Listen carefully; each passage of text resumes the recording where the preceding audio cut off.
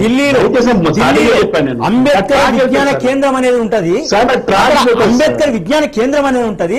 ఆ సెంట్రల్ గవర్నమెంటే డైరెక్ట్ దాన్ని నడిపిస్తుంది. అంబేద్కర్ పుట్టినప్పటి నుండి ఇప్పటి వరకు ఏమేం కార్యక్రమాలు చేసిన మొత్తం చరిత్ర అక్కడ నువ్వు చదవాల్సిన అవసరం లేదు. అక్కడ మీ అంబేద్కర్ గురించి మీకు ఏమీ తెలియదు. అంబేద్కర్ పుట్టినప్పటి నుంచి చనిపోయేంత వరకు ఆయన జీవితంలో జరిగిన ప్రతి పేజీని నేను చదివిన. 4 సంవత్సరాలు కష్టపడి చదివిన నేను. 4 సంవత్సరాలు నా జీవితాన్ని అంబేద్కర్ కి దారపోసిన. సినిమా ఉంది కదా, ఆ చిరంజీవి సినిమా, చిరంజీవి గాంధీ ఎట్లా కనబడుతుందో నీకు అట్లా అంబేద్కర్ కనబడుతున్నా అని చెప్తాను. నాకు తింటాను నన్ను. నీకేం తెలుసు సార్ నేను ఎంత కష్టపడ్డాను.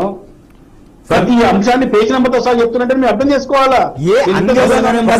ప్రసాద్ గారు ఉన్న వాస్తవాన్ని మాట్లాడకుండా పేజీ నెంబర్లు ఏంటి చెప్పాడు. పేజీ నెంబర్లో ఉన్నదా చరిత్ర అనేది ఒకసారి తెలుసుకో.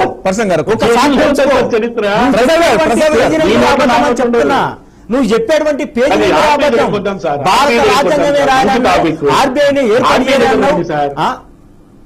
ప్రసాద్ నాకు క్వశ్చన్ అండి. ఇప్పుడు గాంధీ అందరికీ